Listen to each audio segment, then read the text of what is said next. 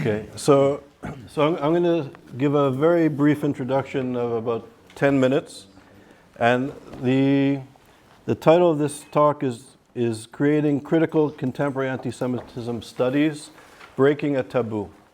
And I'm going to tell you a bit about that and a little bit about ISGAP. So basically, ISGAP started around 2003 with Elie Wiesel. He was our first honorary president, and it developed out of the first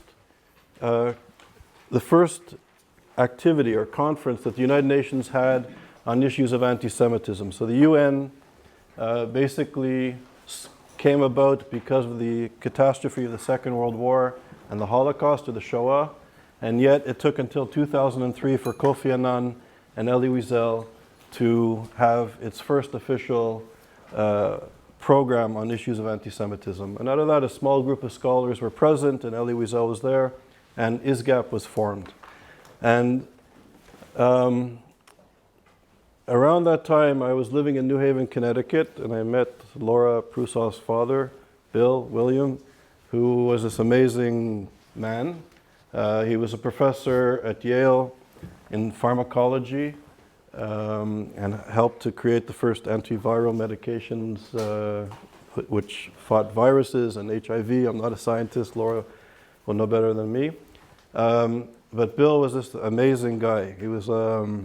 He passed away a few years ago, but he was like this boy in an older man's body, and always kind of happy and very positive, an amazing person. And was a great philanthropist and liked this idea of creating ISGAP.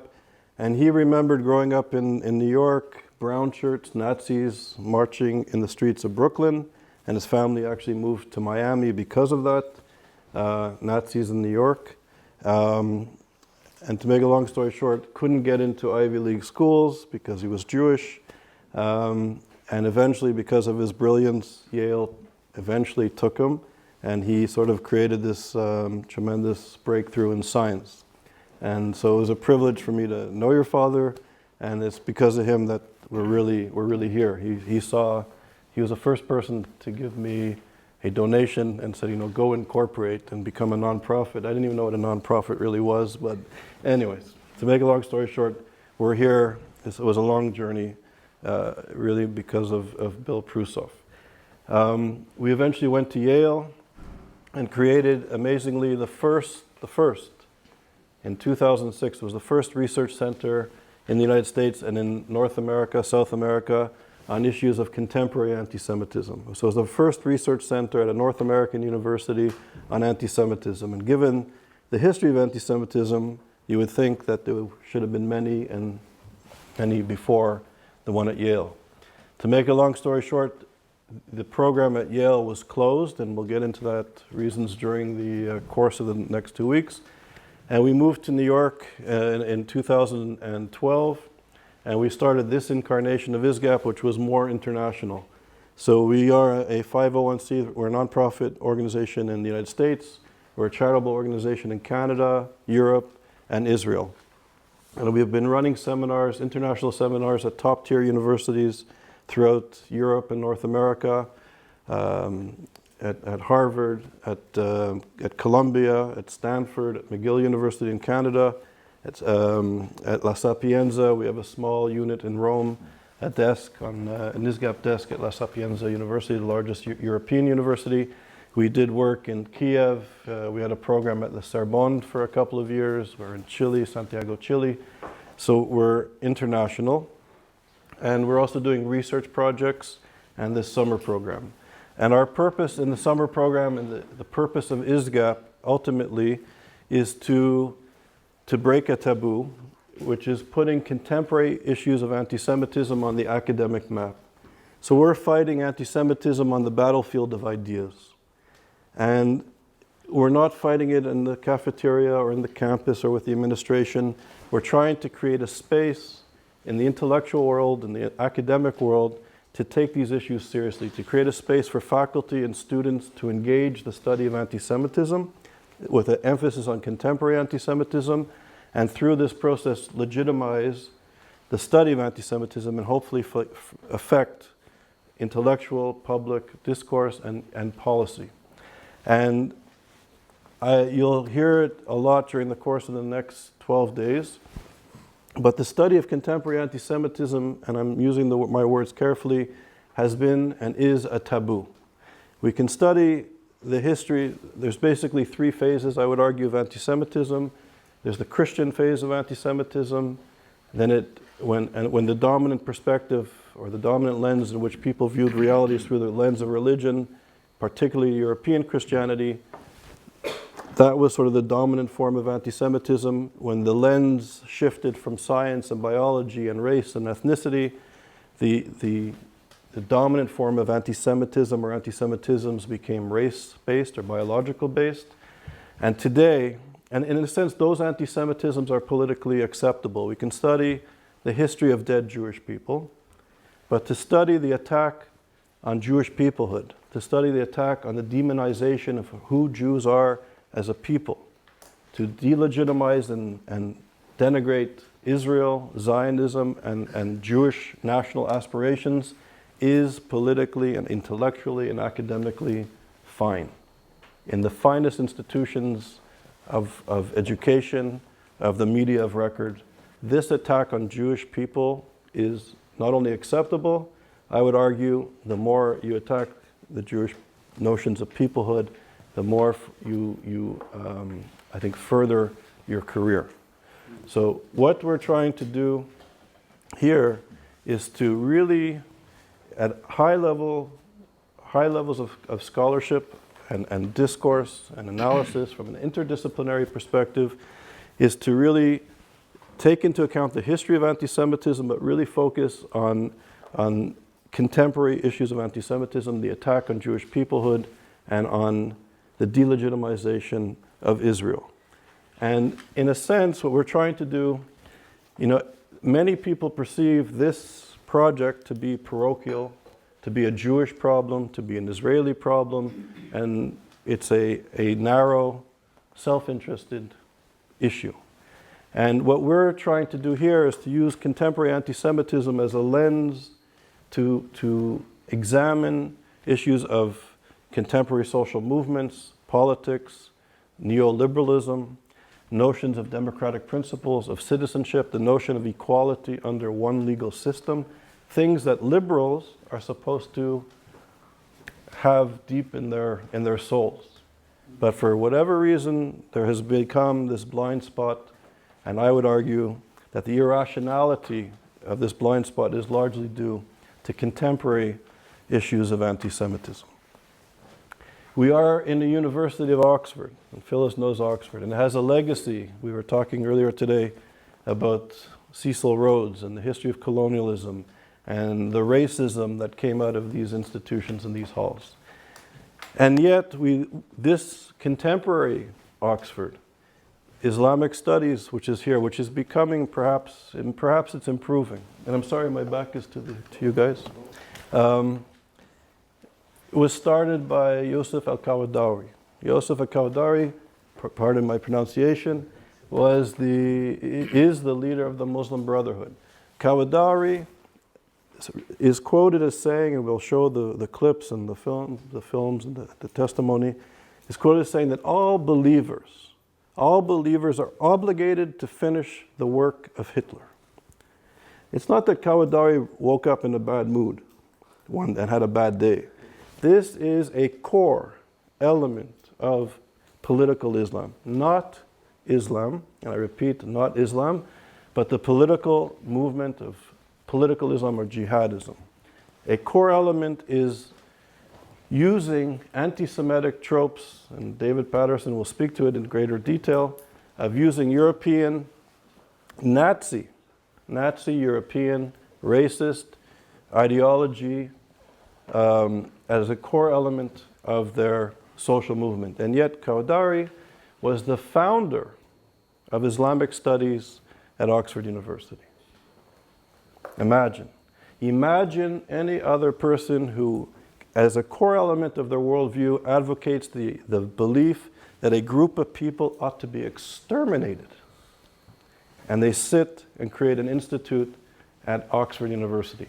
This story is repeated throughout Europe, throughout the Western world, and sadly and tragically in the United States of America, where people with this belief have been entering important institutions, education, where we groom our future leaders, our future citizens, have been infiltrating willingly many universities and pushing this reactionary social movement, which uses anti-Semitism as almost the drug, if you will, the opium, if you will, to enter these institutions.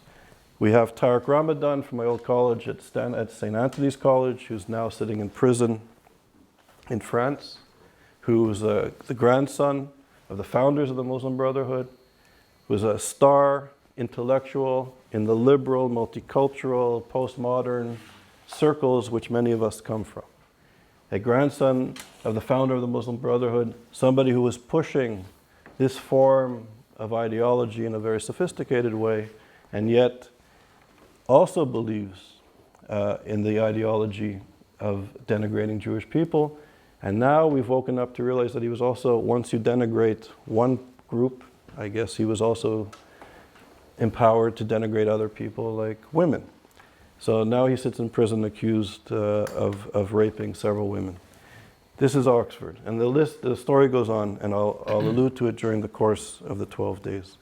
So basically, how does this ideology, how have we in the West, how have we in our institutions throughout the world acquiesced to this reactionary social movement? And how do we as scholars put this issue on the map? How do we deal with it? How do we study it? How do we unpack it? And this is our challenge, to put contemporary anti-Semitism studies on the map. And Carlton Long, and I'm going to speak to my colleagues in a moment. Carlton, who's an old friend from this very institution. I think we helped each other survive here, but things have changed to some extent. It was Carlton's idea to create the Wiesel King Scholarship, which we have now 5 brilliant young people with us around the table, who are the junior scholars. And Elie Wiesel, who helped to start ISGAP, always used to say that anti-Semitism begins with Jews, but it never ever ends with Jews. So anti-Semitism begins with Jews, but it never ends with Jews. That once this form of hatred is unleashed upon society, it knows no boundaries. And tragically, we will look during the course of the next 12 days to parts of the world in which this social movement has been allowed to foster, to fester, to take over institutions and even entire societies, and that we in the West have often remained silent, and in some situations, as you will learn, in places like Egypt and Iran and other places, we in the West have aided and abetted these reactionary social movements and gave voice to this very narrow interpretation of Islam. So what Elie Wiesel taught was very important, and we see the carnage that this social movement is creating throughout the world. And I quote Elie Wiesel, and to quote Martin Luther King, he also said that and this is a time, and this is why I think we've brought people from around the world to share their experiences and perspectives and to discuss and to debate freely. But King also taught that we have a choice. We have to learn to live together as brothers, or we're going to perish together as fools. And at this moment in time, too many people are dying. In this moment in time, too many people remain silent. In this moment in time, too many people are blaming the scapegoat rather than looking at the issues of the day, the issues of life and death, the issues of equality, of respecting the other. And this is what we're geared to. So it's a focus on anti-Semitism, but using the lens of anti-Semitism, exploring and unpacking issues of human rights, democratic principles, respecting the other. And to put it into a perspective where there's voices from many parts of the world, from many academic disciplines, from many perspectives, and your voices will be always encouraged. Feel free to contribute, to discuss, to debate, to question, and I hope you'll enjoy the process. There'll be the formal seminars. We've structured it so there's 30-minute tea breaks twice a day. There's meals together. There's evenings that are free. So I hope these 12 days will be fruitful for discussion and debate and learning about each other academically and socially and the like. And that I hope that the goal, our agenda, is that you become ambassadors, you become professors and scholars and contribute to the intellectual discourse on contemporary anti-Semitism, which I argue is not a parochial Jewish or Israeli problem, but is an issue that tragically affects too many people. So, on that note, I'll end here. And before I introduce Akiva Zweig, Rabbi Zweig, I really want to thank Ira. Without Ira, this program would literally not be possible. Ira has been with me for several years, and he's really emerged as a leader, an organizer, a responsible colleague. And it's amazing what Ira has done to put this together, to bring everybody from 4 corners of the world to one place is amazing. It's really thanks to Ira Gubernman.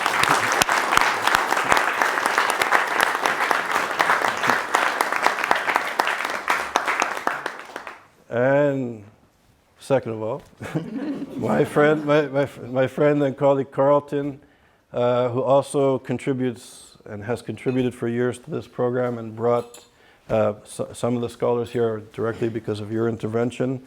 And Carlton is a friend, a confidant, now a doctor of divinity, so I have to be more serious with him. But a friend, and without your help and support, this would not have been possible. So thank you, Carlton. Thank you.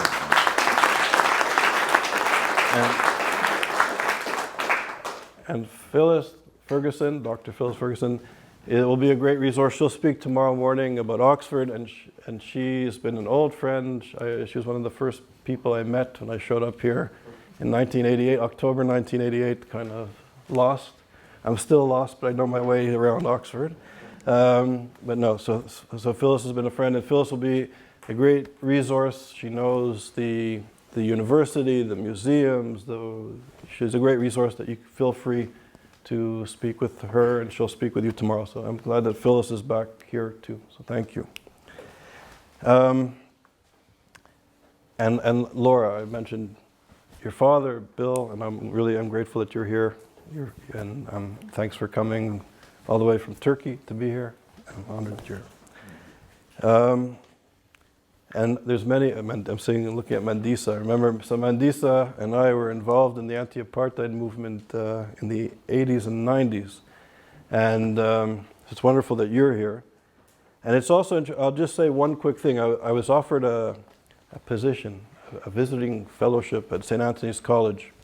And it's interesting. I'll just share this moment briefly with you. It's the professor of African Studies here at Oxford is the person, and Femi Vaughn, who will teach next week on the program, who's originally from Nigeria, is a professor of African Studies at Amherst College.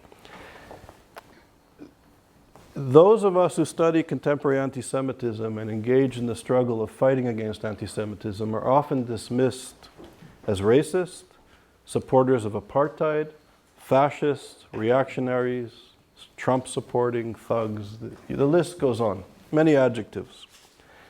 And it's the professors of African Studies, of all people, who remember me as a young anti-apartheid activist. I was the head of the African National Congress Solidarity Committee of Canada and in the UK, and I worked with the leadership of the ANC as a kid. And it's these scholars who remember that I'm not a fascist and I'm not an apartheid-supporting racist. That the struggle against apartheid then and now is significant. The struggle against hatred and demonizing the other is a struggle that continues tragically. And it's these friends and colleagues and comrades, if I may, that have allowed me to enter this institution, an institution that would not take somebody like me and my colleagues who are fighting, and you'll hear from them during the week, some amazing professors who have their scars from the struggle. And so it's in a way, it's fitting that now when those of us struggling against contemporary anti-Semitism need help and support, there's a few people who remember that those of us who struggled during the apartheid regime and the apartheid system remember us. And they remember people like Frantz Fanon, who said to his African colleagues in France in the 1950s that when the Europeans sit in front of you and denigrate Jews, remember that when you leave the room, they're going to denigrate you. So things go full circle. So we have some amazing friends and allies, and I just wanted to share that with you. Okay, so I think we'll leave it there.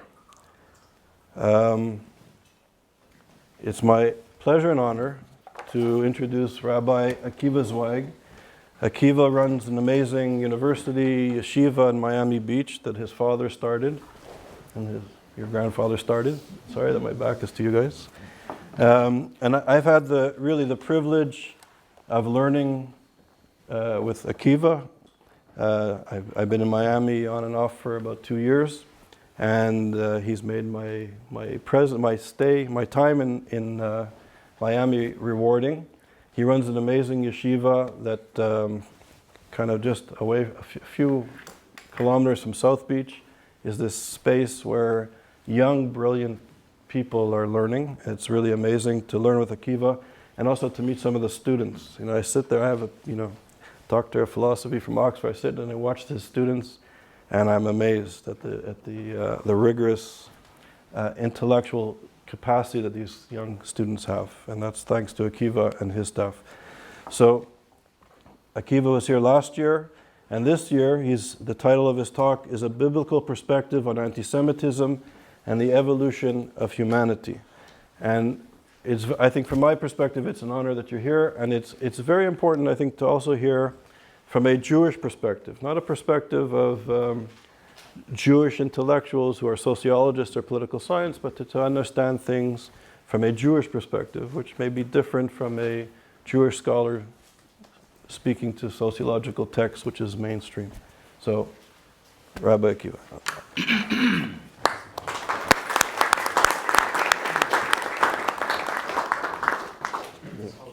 Hold on.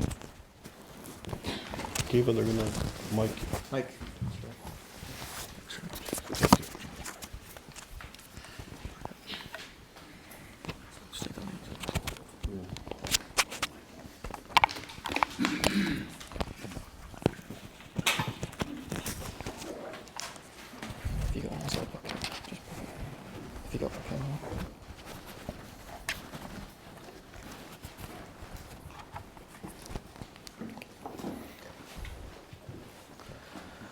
Good evening, everyone. Just talk to me really quick. Say again? Just talk to me really quickly. What's your name? Will. What is it? Will. Hello, Will. Are we good? Are you going to be standing for this? Yes.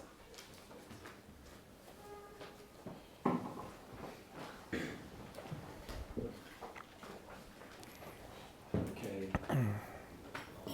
So before I begin prepared remarks, I would just like to acknowledge that this last year that I was here, I've been thinking about coming back.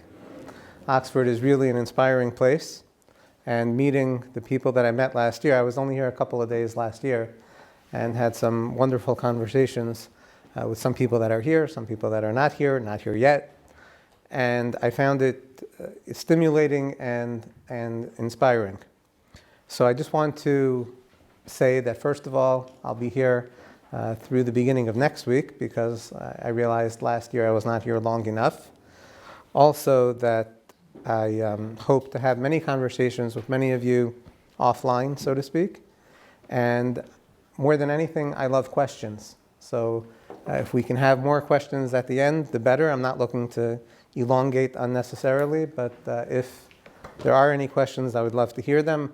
I don't pretend that I have the answers, but I think that questions are the keys of unlocking wisdom. And as I was leaving the plane that we took, landing in London, one of the passengers on the plane says, You're the first Jew I ever met, which led me to think about the population of the world, which I'll get to in a moment. Just out of curiosity, have many of you looked up the Jewish population in the world? Okay, anybody else? We have 2, 3? Okay, so let's have some people who haven't looked it up give a guess as to how many Jews there are in the world. I'm just curious to know. Anybody want to take a guess? 15 million. Okay, that's just pretty much, is that what you were going to say? 17. 17? It seems the number is around 15. Population studies are never exactly accurate, as you know, and they're always several years behind. We're going to talk about the approximately 7.5 billion people in the world, and we're going to get to that in this talk. So that just kind of puts things into perspective a little bit. That means that Jews are about 1/5 of 1% of the population of the world. So it is amazing that anti-Semitism is the issue that it is for literally 1/5 of 1% of the entire population of the world. So I'll begin. I'm going to get a good paradox question. No? Yes, great. Excellent. It is my great honor to again participate this year at ISGAP's Summer Institute on Antisemitism here at Oxford University. Professor Charles Small has managed yet again to gather an august crowd of scholars and professionals to study and analyze this highly complex and multifaceted topic. It is no small feat that the professor has been able to create this program at Oxford University. In a world that is only 7 decades from the Holocaust, anti-Semitism is very much alive and dangerous. Here at Oxford University itself, ugly anti-Semitic incidents have occurred, and even the epithet Zayo has been popularized. These are all things you can find online. Zayo is loosely translated as dirty Jew. The fact that ISGAP and Professor Small have been able to establish this institute here at this institution is a testament to the credentials, foresight, persistence, and creativity of Professor Small and his team. And as we all just learned, his team is not just the principals of ISGAP, his team is the many friends and colleagues that have brought him here. ISGAP has innovated that a most powerful method of handling anti-Semitism is by embedding studies on this subject at the epicenter of the world of ideas, universities. I thank Professor Small and the principals of ISGAP and all of you attending here this evening for the opportunity to be a part of this most important work.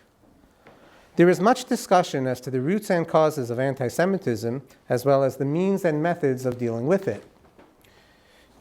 Here at ISGAP Summer Institute, we understand the tremendous impact of the world of ideas. Paradigms are the lenses through which we view everything, and paradigms are shaped by our ideas. We also know that these ideas and paradigms determine the ways we act. I believe that it is the fervent hope of everyone sitting here that we move the needle from the ideas of anti-Semitism and hatred towards the positive actions of respect and caring for our fellow man.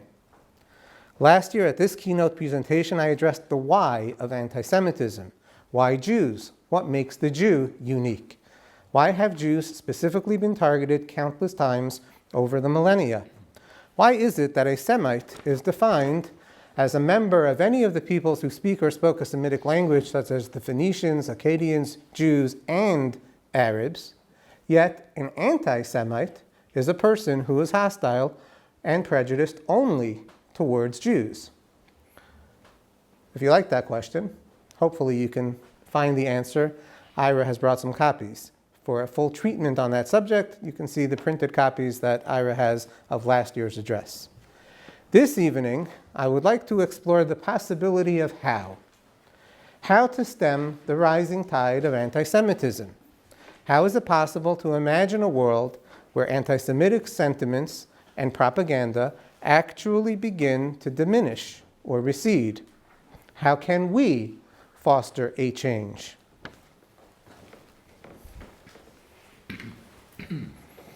Indeed, this train of thought gives rise to a much more fundamental question. that is so relevant to all of us. Is changing opinions possible? How many of us can imagine changing our political views or religious leanings? How often do any of us hear an argument that concludes with one person actually saying, "I was wrong, you are correct"? As an American, I can tell you that not many people switch allegiances from either CNN or Fox News. Racism, hatred, and prejudice have been the bedrocks of violence, riots, enslavements, witch hunts, pogroms, genocides, and innumerable wars. If any of us sitting here hopes that we can make a difference in this issue of anti-Semitism, I believe we must develop a strategy of how to help bring about change. In short, is there any mechanism that can enable people to change their viewpoints about anything? We all agree with the question? Okay. I would now like to share with you some classical Jewish biblical thought that has been in existence for over 2,000 years. For the next few minutes, we will focus on one of the great personages of the Bible, Abraham. Abraham was born in the Hebrew calendar year 1948. Hebrew calendar 1948, or 1813 BCE. And he brought great transformation to the world. From this man Abraham emerged Judaism, Christianity, and Islam. These three theologies are adhered by more than half of the world population. Out of the close to 7.5 billion people in the world, more than 4.5 billion of them are Christians, Muslims, and Jews. Jews being the very tiny percentage. All three of these ideologies give great respect and credence to the innovations brought to humanity through Abraham.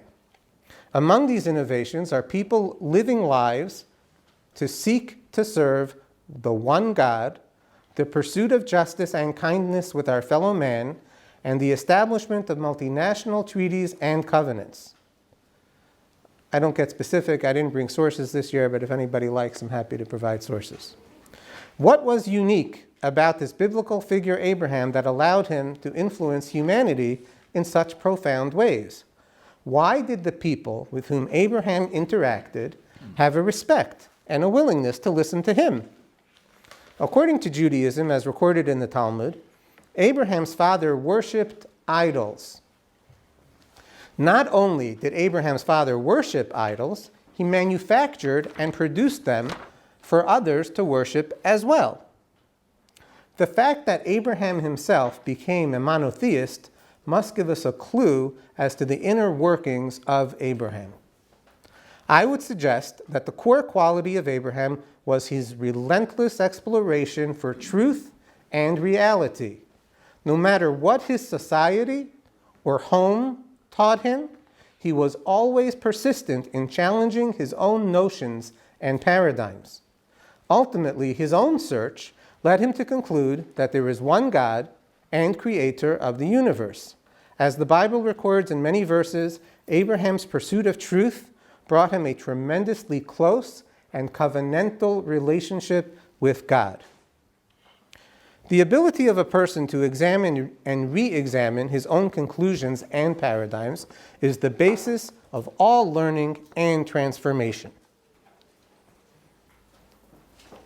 Related to this, I would like to share with you a most powerful aspect of the famous story when Abraham binds his son to the altar in Jerusalem. For our purposes, it makes no difference whether the son he tied to the altar was Isaac or Ishmael. And for those of you who are not familiar, Jews say it was Isaac, and Islam teaches that it was Ishmael. Christians go with Isaac as well. When the Bible describes this event, the sentence clearly says that God told Abraham to take his son and offer him up as an olah. The Hebrew word olah translates as a burnt offering. Literally, it means to go up. When we read this story, we are struck and even horrified by the incredible devotion that Abraham has that allows him to bring his son as an offering. When we look closely at the details of the story, the following striking detail needs to be explained. So I want to let you know that a 90-year-old man in Miami Beach, who actually was the writer of tax law in the United States back in the 60s, asked me this question about 25 years ago. And for anybody who is a doctor of divinity or student of the Bible, if you've never asked this question, you'll be shocked. As we mentioned, it is God himself that instructs Abraham to take his son and bring him up as an offering. Yet, when it comes time to deliver the message to Abraham not to slaughter his son, that message is delivered by an angel, not by God directly. The question is obvious.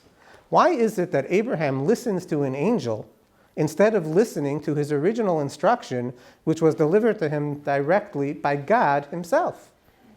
Related to this, of course, is why does God devise Abraham's test in this fashion?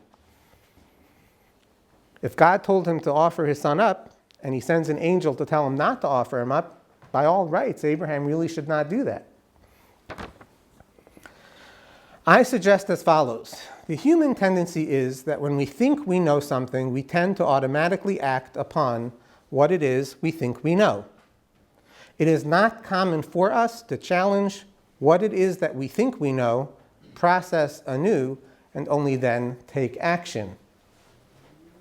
This is because we get used to what we are accustomed to thinking, and we do not want to tax our brains to think more. It is for this reason that we put our brains on autopilot whenever we can. For example, when we get used to driving a certain route, we often do so automatically, without conscious thought or effort. Sometimes we don't even know how we got there. Rarely do we go back and re-examine and challenge what it is that we think we know. It simply feels like too much work or redundant. After all, if I've already decided, why should I rethink? I would like to suggest that this is exactly the test that God gives to Abraham. When God tells Abraham to bring his son up as an offering, it is clearly meant to be understood as an offering to be slaughtered and burned. However, when Abraham is confronted with an angel who is a messenger of God contradicting that original instruction, Abraham must make a choice.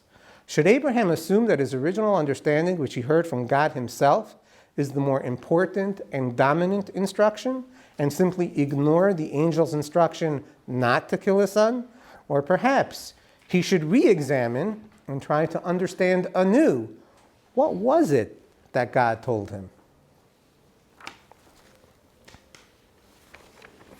This is indeed a very difficult test to pass. As we just said, most people assume what they think they know is the fact, and they do not re-examine even when confronted by evidence to the contrary. Winston Churchill said it best. Men occasionally stumble over the truth, but most of them pick themselves up and hurry off as if nothing ever happened. Returning to Abraham's story, he is confronted with a contradicting message by the angel. He could either dust himself off and say this contradiction is meaningless and go ahead and slaughter his son, or he can re-examine his understanding of what God said and reach a different conclusion. What Abraham understood upon re-examination is that God wanted him to bring up his son as an offering, meaning with the intention to slaughter his son and burn him as an offering. Then, after he did that, after he had that intention and did all those steps to bring up his son as an offering, God wanted him to not kill his son. This was the fulfillment of bringing him up as an offering as opposed to slaughtering him as an offering. The idea was for Abraham to intend to slaughter his son as an offering. Indeed, God never intended that Abraham should kill his son, because if he had, he would have used the word kill or slaughter. And he did not use that word. He said, bring him up. Well, Abraham chose to re-examine and did not slaughter his son. This re-examination process by Abraham prompted God to bless him greatly. It is this process of learning and relearning that God wants from us humans. It is this process that allows human beings to evolve and transform. If throughout history mankind had not challenged old paradigms and ways of thinking, where would we be today? Would we have discovered that the earth is round, or gravity, or electricity, or computers, or the smartphone? Would we have evolved into democracies or challenged slavery? Would women in any country have achieved equal opportunities and education? It is the process of relentlessly seeking truth and reality that allows mankind to transform and transcend. So how can we today inspire this process of re-examination and paradigm shifting? How did Abraham inspire a world of pagans to become monotheistic? The answer is by Abraham's self-evolution and transformation. Abraham constantly devoted his energies to becoming selfless instead of selfish. He chose to care for others even in the midst of his own great pains. He chose to continue to interact with many different types of people and show them respect and honor even when he suffered hardship from those very same individuals. He chose to have many children and educate them, and through these efforts he built many dynasties. I think so many of us are locked into the notion that we are unable to change other people that we forget the following distinction.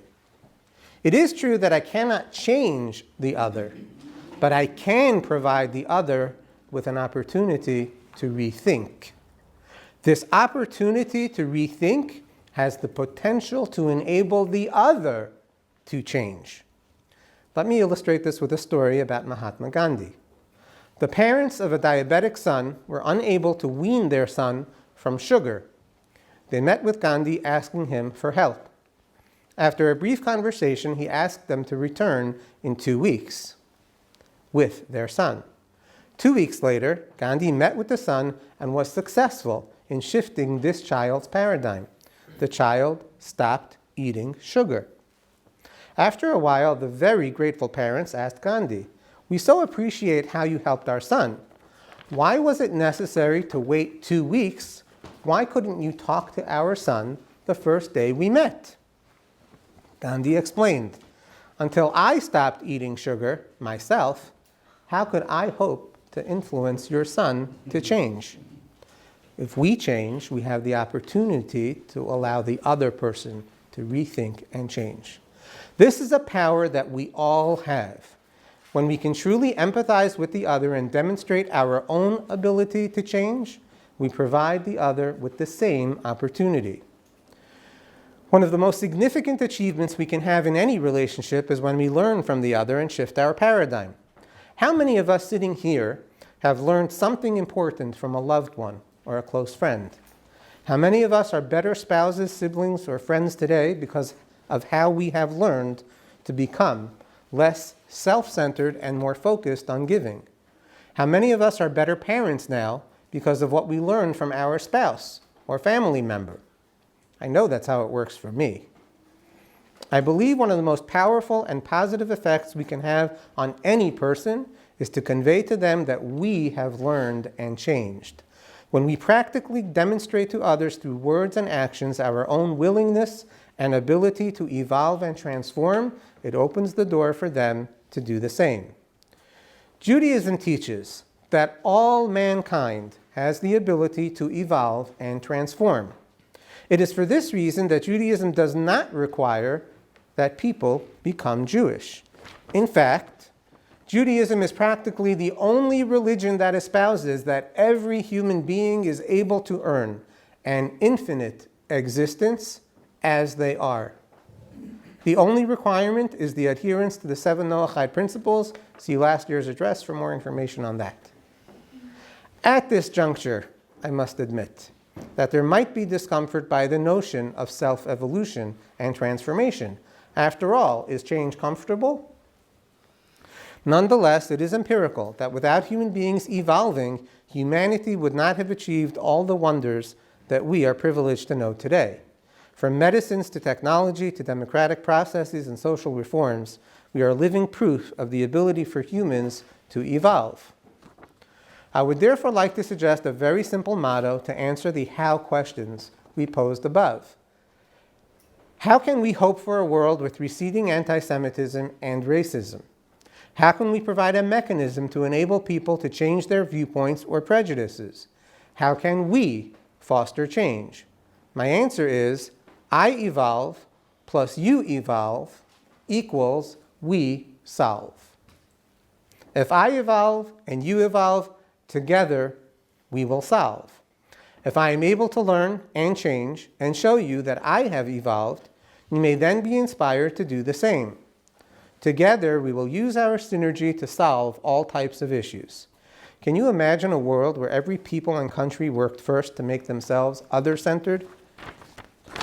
If people thought, how can we as a people contribute to the world at large? How can we preserve and protect our natural resources, our talents, to benefit not only ourselves but others as well? Certainly, world hunger and disease would drastically decline. Quality of life in so many countries would dramatically increase for most of the population. This process of I evolve plus you evolve equals we solve rests on each individual's willingness to relentlessly seek truth and reality. We must get comfortable in challenging our deepest held notions and paradigms. This is the work in front of us here at ISGAP's Summer Institute. We must engage and learn from the ideas and research of others on this most important issue and topic of anti-Semitism. If we can demonstrate to each other that we are indeed evolutionary and truly able to learn from each other, we will inspire each other to do the same. Then we will be able to go back to our universities and classrooms across the globe and model this process. In this way, I truly believe we can, yes, stem the ever-rising tides of anti-Semitism, prejudices, and hatred. The truest Abrahamic tradition is, I evolve plus you evolve equals we solve. May God bless us and our efforts here these next few weeks.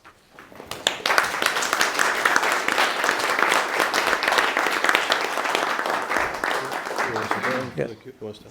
Sit down. Sit down and stand up. Whatever you think of. So we'll have time for Q&A. I would like to start off with a question and challenge you a little bit. Sounds good. Okay. So we're sitting in a university that was involved in the colonial project, certainly in terms of philosophy and theology and social sciences. It contributed to justifying and rationalizing colonialism. And people in Europe felt, the intellectuals, the theologians, the military people, felt that there was an obligation to change the other, to help them evolve, to help them become better. And Hegel would argue that it was the white man's burden, the African had to be enslaved because through this process they would become more civilized and they would evolve.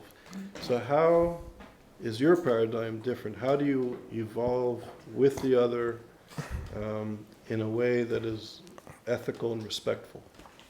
So your question is, it's easy to get confused that if I'm truly evolutionary and want other people to change, how do I take responsibility for my own change and not force change upon others and allow others the respect to do their own evolution, so to speak?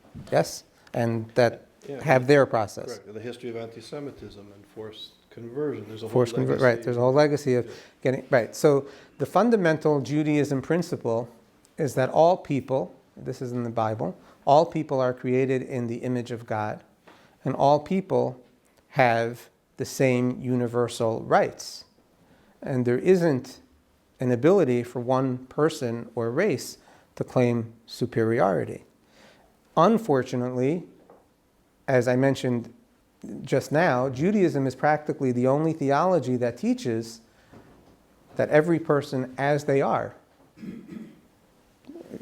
save 7 universal principles of murder and idolatry and so forth, every single person can earn an infinite existence. I think that that loss of that very important critical piece of what a human being is, being in the image of God as well as being entitled to earn infinite existence, that loss to the other theologies and systems of thinking in the world is the critical reason why what you described happens. When we really do recognize that every single person has that unique opportunity to be in connection with God and should be respected as a human being, then we respect the other, we learn from the other, and we can all change together and help each other. Say questions. So, Rafi? Rabbi, I want to ask you a question that doesn't relate to your talk. Thank you very much for that, but to your authority as a rabbi. One of the things that I heard and I've been asked time and again during different periods of my time, of my life, is the following, saying that you Jewish people are racist. You are racist because you claim that you are Am Sgula, that you are the chosen people. Therefore, according to you, there's sort of hierarchy between people. You know, you put yourself higher up and all the rest, you look down at them. How do you respond? So we had that question last year. That's okay, no problem. That's good that you asked it because not everybody was here last year. Yeah. So we understand chosenness in a very different way than what has been popularized. I have a friend who likes to say, yes, we're chosen. Chosen for what? A different way to explain this is that we understand that the responsibility of the Jew is to be a servant to the world, to make the world a better place. And that we are chosen because it's our responsibility, and that the fault, so to speak, is ours as it's not succeeding to actually help the world to transform and become a better place. So the chosenness is not up looking down. We are chosen to serve. And in fact, that sentence that you referred to, the Atem tiyu li mamlechet kohanim v'gai kadosh, the word kohen is referring to all the Jewish people. And what it means and the way the Bible uses it is to serve. You are a kingdom of servants. We are in the service industry. We are supposed to facilitate a better mankind. That's our chosenness. So, And I just want to say what Carlton said last year, that he said what a paradox it is that the chosenness is to let everyone know that no one is chosen. Right? Did I get it right, Carl? Exactly. so Okay. I'm going to, if everybody sort of nods to me, I'm going to try and put you on a list as efficiently as possible. So Okay. Harold? Carl? Am I next? Yes, Harold. Okay. yes, please. You're going to call him out, okay? You'll tell him. All right, thank you for your question. I kind of want your presentation. I'm very interested in walking back the conversation just a tad. Sure. And I can see those young men or students in Morehouse raising some various questions about your approach, your angle of vision on the text. What I'm very interested in is asking you, how does this episode in the Abraham story, how does it fit into your narrative about anti-Semitism specifically, and in particular talking about Abraham, because Abraham wasn't Jewish, neither were any of his sons. And so I'm very interested in your lens, how you're looking at this text, your kind of philosophical hermeneutical approach. Could you sort that out for me and help me understand how you're connecting the dots? Okay, so if I understand your question, how do I understand Abraham in the context of himself not being Jewish? The first part is it's more of a hermeneutical question. How, when you're reading this story, how are you constructing or fitting it so that it speaks directly to anti-Semitism? That's the first piece. Okay. And part of the why this is a very layered kind of conversation Mm-hmm. is, again, you have characters in the story who are not even Jewish. Yeah. And so I'm very interested in how you're making that connection. Okay. So we're taught to answer first questions first. Go ahead, my friend. Okay. So the way that I'm connecting the dots is because I think Abraham stood for a very critical, universal concept that we all need to adapt in order to solve anti-Semitism.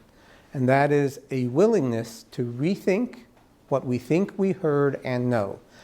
And nobody would have more authority to say to an angel, God told me himself what to do.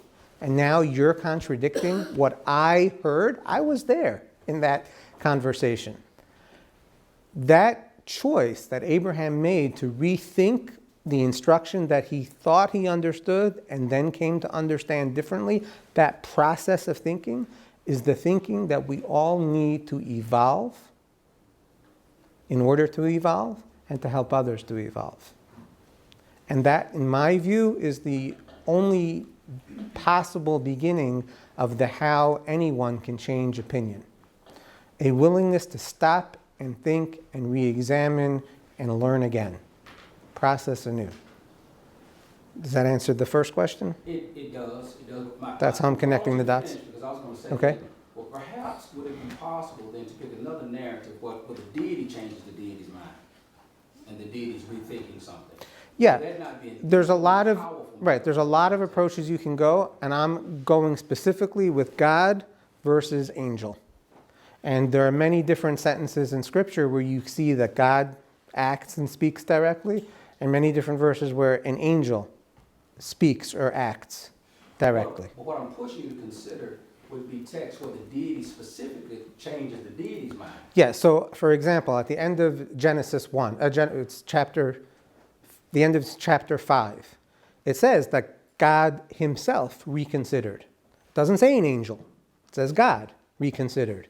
Over here, it does not say that God reconsidered. It says an angel. So that's my pushback to you. No, but I think it might be more powerful in some sense if we want to have a kind of some theological moorings for the argument to suggest grounding the ability of human beings to change, connecting it with a text that suggests that the deity changed. Now that carries a lot of philosophical baggage with it. No, I understand. So I would agree with you in principle, but not in these verses. Because in these verses, it doesn't seem to say that God changed. But what I'm asking is to consider another. No, I am. That would be, I think, my suggestions, I think that would make more of a powerful statement if the. Right. If we could, but now here's the thing we have to consider though. If we're going to have to also buy a set of assumptions if we're going to use any of these texts in the conversation. And I think that's something that's part of my second question. And the second question has to do with your angle of vision on these texts. Why these texts? How are you reading them? Which philosophical issues are you bringing to the conversation? Because at some point, I think what you're onto is absolutely spectacular, to be quite honest with you. And I think, because I am arguing, and I do think that there are some very problematic religious moorings for antisemitism that have got to be dismantled. And for that reason, I think we've got to find a way to convince the community to buy what we're selling. When I say buy what we're selling, this angle of vision on the text. Why this angle of vision and not another? So that's why that leads to my second piece. Right. About how are you approaching this text? What philosophical assumptions are you using? Which hermeneutic is shaping? Okay. So there are several things, and I know that this is not I'm not supposed to be giving a discourse on theology here, but just to very briefly highlight some basic points. Number one, we come from the point of view, that is, I come from the point of view, that God spoke all these words directly to the prophet Moses, and that we have the original text that was spoken and written, and that we have the original translation of these texts. So, for example, when you said that the deity changed his mind, I'm bringing you other verses where in our understanding would be better examples of, quote unquote, the deity changing than these verses here, because I'm going with the original printed version from 3,000 years ago. I know those words and I know those translations based on all these thousands of years of study.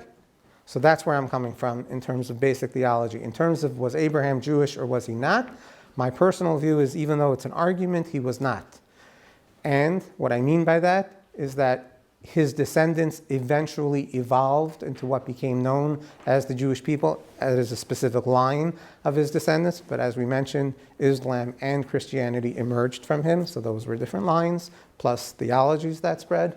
But Abraham himself was a very universal figure and was not particularly Jewish. In fact, the word Jew comes from Judah, Jude, which was one of the 12 tribes. So there's no way that Abraham, who is technically Judah's grandfather, could be Jewish. Yes, I guess we're going this way. I just wanted to return. Well, happy to talk more when we have the time. We have a lot more to talk about. Thank you for taking. Thank you. I just wanted to return to that comment regarding the chosen people and the misunderstanding that many people have.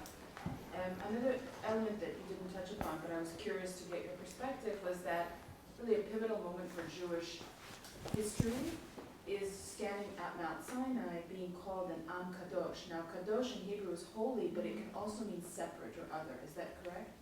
Yes. And so, from my understanding and reading of Rabbi Sachs, Mm-hmm. who's spoken a great deal about that, is that people have focused on the holy and not focused on this idea that maybe it's not the chosen people, but the separate people, the people who are constantly, perennially the other. And I wanted to get your take on that and the connection to anti-Semitism. Okay, sure. So that word kadosh that you're mentioning does mean separate. And the way that we understand it, and I've given several classes on this topic, is that it means the ability to separate from oneself and to be selfless rather than selfish. So as we were mentioning before, the idea of being an Am Kadosh, I'm not understanding it to mean right now as to be separate from others, but to be able to learn to not be narcissistic, so that our first instinct is not survival. Our first instinct is not that we have to think of ourselves, but rather that we have to learn how to be separate from those instincts and instead focused actually on the other, focused on outside of myself. That's the way I understand that. Parshat Kedoshim, we could talk about it for a long time. Do you at all see that by calling the Jewish people a kadosh, an other, it's a prophecy almost of perennially being on the margins? I think that there's no question that being a distinct nation is going to have its positives and negatives. But again, we understand that our responsibility as separate is to remind everyone of the idea that human beings need to evolve. And that is a job and a responsibility. Can that be sometimes hated? Yes. But if we do our jobs properly, then hopefully everybody is benefiting and gaining and not looking askance at that, essentially. Okay, you're Charles making the calls. I want to go back to your talk, and I think I agree with your point that only our change, self-change, can bring some kind of change, perhaps as a role model to others. But my question is this: don't you think, or what's your perspective? Do you think the examples that you gave, like problems in the family, father and son, or between spouse, and in the same religion, you assume that there's a common interest to solve the problem. Whereas, for example, with Yusuf al-Qaradawi, if I'm engaging with Yusuf al-Qaradawi, I'm not sure that there is an interest, so perhaps I can change myself to all kinds of things, but the question is, would he like to follow through? Would he like to? Would he like to change his ways as well? Right. There's no question that in this world we bump up against people that don't seem to want to change. And as you said, very often we can have very different ultimate desires, right? But the bottom line is that we can't change them, but we can constantly portray that we are open and that we are willing and that we have change as possibility. When other people are not interested and don't want to have anything to do with that or hear about it or are not actually themselves open, for sure, it's a very, very difficult thing to overcome. We're not looking to change a person who is so steadfast against changing that my very existence is a problem for him. We don't know how to do that. We can't do that. But we are looking to empower more and more and more people to evolve and become transcendent human beings. We are looking to do that. And I think that that is possible. And I also think that we don't have to be aligned in our interests as much as we have to be able to say that I'm able to learn from you. I don't think we have to have the end vision all the time in mind, but we do have to say that we are able to learn from the other. There's many things that Jews can learn from many, many people in the world, and they need to and they should. We have to. That Jews very much believe in learning. If Jews are portraying that they're learning, they're much more comfortable people to deal with. When they're not portraying that they're learning, they're not comfortable to deal with at all. I don't know if any of you are in business, but you know what I mean, I think. Aaron, Suni. I would like to add a contemporary aspect to Abraham. It happens that my son, my oldest son, Gal, established a chain of 3 Abraham hostels in Israel. One in Tel Aviv, one in Jerusalem, and one in the Arab part of Nazareth, the Arab city of Nazareth. Now, his dream and his ideal is to establish Abraham hostels along the footsteps of Abraham. In Egypt, in Jordan, in Lebanon, in Syria, in Iraq, and more. Now, he doesn't want to control those hostels. He would like local people to run them. And he believes that by having such a chain of Abraham hostels and the exchange of people between the hostels will lead to change, which you mentioned, Rabbi. Now, the reasons he chose Abraham now when I think of it, were the exact reasons you gave, that Abraham was cosmopolitic, and he is adopted by the 3 religions equally. They like him, they don't dislike him. Not adopted, right? They know that they come from him. Right. So this was my contemporary aspect on No, that's excellent. Your son is doing a great work. No question about it. It's absolutely amazing. And just to go back to your point, along these lines, we're not looking directly to impact the people that have already decided we should be destroyed. We're looking to impact all the other people, and those sheer numbers will do the rest of the job for us. That's really the answer, I believe. Oh, yes, Charles Small, Dr. Charles Small, in the reading we had discussed how Western education fragments the history of anti-Semitism, especially as it relates to only looking at it as a biological determinism issue. And for me, you did a beautiful job of not only highlighting how this order threads across centuries for students, especially when teachers are educating students about anti-Semitism. They usually start at the biological issue of how people hated the Jews, never going to the religious side. And I think it's because oftentimes schools deem talking about religion, especially public education, as taboo. So by teaching the Abraham story, I believe that I can kind of go ahead and work with social science teachers that teach that part of history to connect that Abraham piece, because I think that's a missing piece to help kind of thread how that history shouldn't be fragmented. That's very, very excellent point. Yeah, excellent point. Excellent point. So Irving. Okay. That's really just a Oh, follow-up. excuse me, Irving, and then Karen. Sorry, Karen.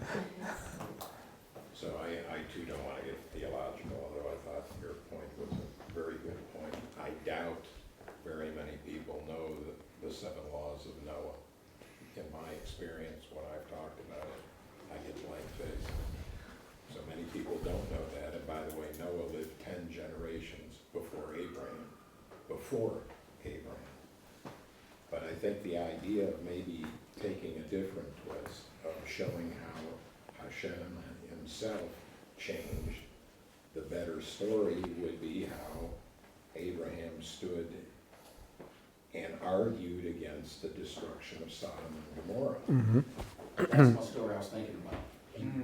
The people, the non-Jewish people that know this story, think this is where somehow Jews got their ability to negotiate. It's an astonishing But he lost. elite. But the point is, imagine the courage it would take to say to Hashem, after 4 times, getting him down and then saying, should not the judge of all the earth do what is just? Okay, I wanted to agree with that point, but my point is this. Your question started out with, can you change anybody's opinion? And I think that's kind of all over the place. I mean, the way I want us to engage this is, can you change the opinion of a virulent anti-Semite? Can you change the opinion of a racist? Not just change any opinion.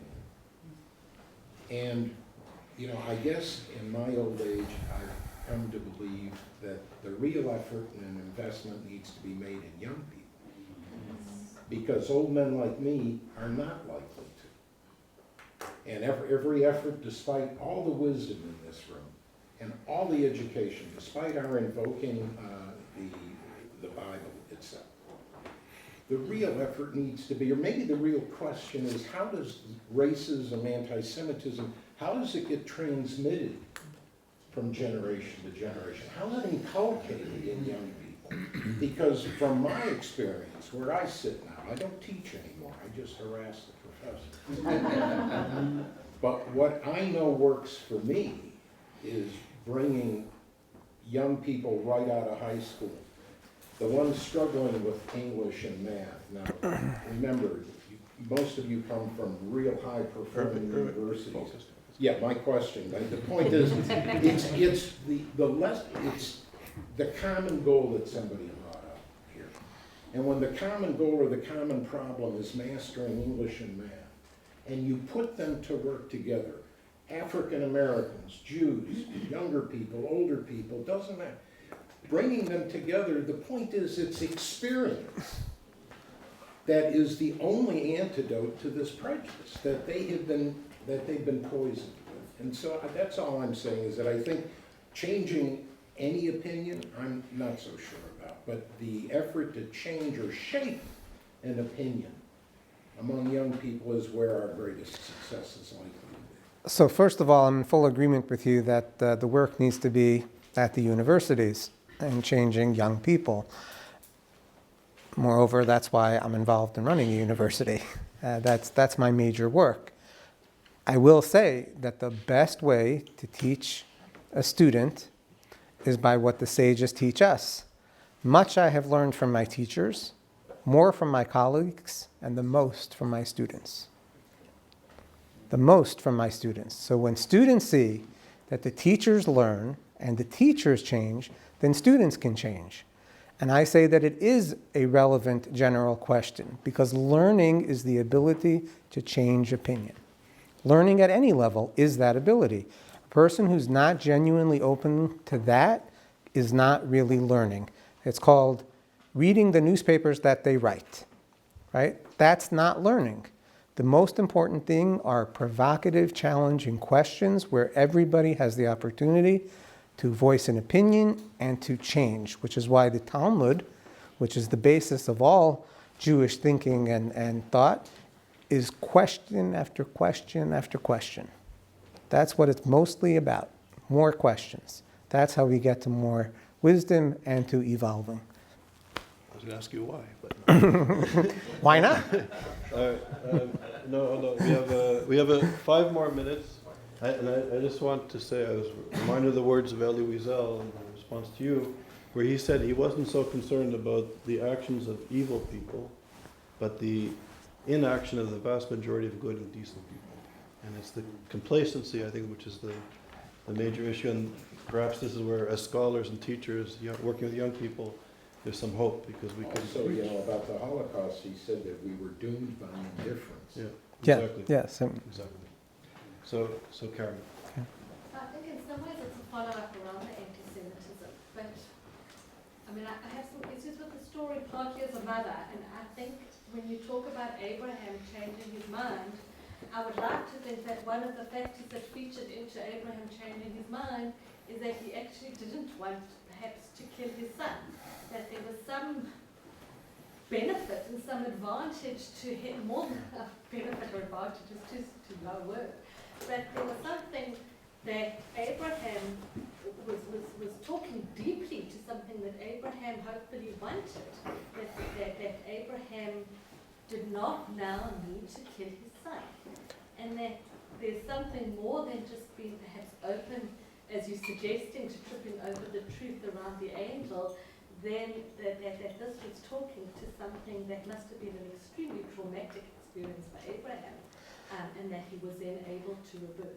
Right, so you're suggesting that part of Abraham's reason for being able to rethink was that's what he really wanted. I have a problem with that. You would hope so, but I have a problem with that. That's true, and I thank you very much for bringing up that point. I have a real issue with that. First of all, how many people in the name of religion have committed horrible atrocities? Right? So no matter how religious, no matter how quote-unquote sensitive a person is, if they feel that this is what God is telling them to do, they do it. And sometimes they rationalize what they want to do by saying that it's what God tells them to do. Fine. Abraham was given a message by God. If we accept that as a premise, which I do as a student of the Bible, he doesn't have the luxury to decide based on what he wants to think. If he does, do or not do based on his own personal desire, is he really following God's instruction? I think the answer is no. I think that the fact that Abraham was unwilling to say, look what a great religious zealot I am, that I'm able to kill my son, which some people have done, to show my dedication to God, he was able to stop himself in that fit of passion and religious fervor. According to the text, he had already taken the knife in his hand, right? The fact that he was able to stop at that point, in my mind, meant that he was all about objective reality and truth. And he was able to rethink and go back and visit the words that God had said to him. Anyways, that's my take. Okay, so we have a few minutes left. I'll collect two questions. So Rami and then Aaron, and then we'll take a quick break. Okay, my question briefly, very quick. Most of people here are talking about this idea of a change, but from my point of view, you mentioned very important expression is supremacism. From my point of view, we can't reach change without leave the supremacism. So, how we can use Abrahamic legacy as there's a common factors, common values between different religions to combating supremacism, to move forward to change. So your question, if I understand you correctly, you're saying that a person is not going to change if they feel superior, right? So clearly Abraham was able to not feel superior. So how can we use his values to promote change throughout? So a beautiful idea mentioned by Aaron and his son is the idea of teaching kindness to the other. One of the biggest legacies of Abraham was to be an absolute center oasis for anyone in need. These are the hostels that he is, that he's mentioning. The idea where we show people respect and caring for whatever they need to the best of our ability is a very good, one linchpin, you would say, in not feeling superior, but rather to be able to respect the other. The other, of course, and this is, I come from as a student of the Bible and a Jew, and I can tell you that one God and absolute value system is also very helpful, because in this absolute value system, we are taught that all men need to be given respect in the fact that they're created in the image of God. There's no real way around that if you come from this point of view. And I think that that's a tremendous again, linchpin in being able to respect the other. Every single person is created in the image of God. I look at you, I see a godly value. I look at you, I see a godly value. I look at you, I see it. That means I have what to learn from everyone. So final question, Aaron. Very quick. The conversation has been absolutely fascinating, and I think we can all take a lot from it. But a thread, if I may use that word, that I think is missing, especially when we're talking about educating, and a lot of us are from academia. You mentioned briefly in terms of what we learn from the students. The difference, and here's the thread to contemporary anti-Semitism, as opposed to what happened in the past, I think is how news is received by the younger generation nowadays, and how it is then processed and then discussed, if discussed at all, in the classroom. And so in a sense, it's not an argument, but my comment just would be that as academics on this particular issue, we're fighting multiple fronts, but one of those, and it's ever becoming more important thread, is critical thinking has really been lost.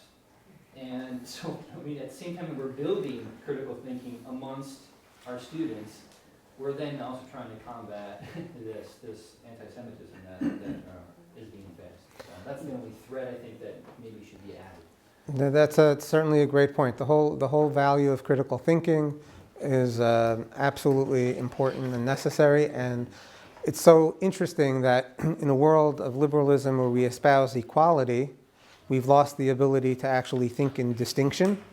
And when we lose the ability to think in distinction, then we think everybody's supposed to be the same. And we lose the beauty of the rainbow concept, and that this is a multifaceted universe with many different types of people and wisdom and to learn from. I know that was the last question. A friend of mine, just so you know, I actively work on my comments with a few friends. And I'm given different ideas, and one of the ideas was to come up with a motto and to give it out. And that's what we did. It's in blue and white for obvious reasons, but I recommend that you take them and use them if you like, or manufacture ones of different colors and different flags and whatever, but maybe the ideas are the same. And basically it's I evolve plus you evolve equals we solve. So if you can just pass them out. Thank you. Thank you. So on behalf of everybody, Rabbi Akiva, thanks for this. Pleasure.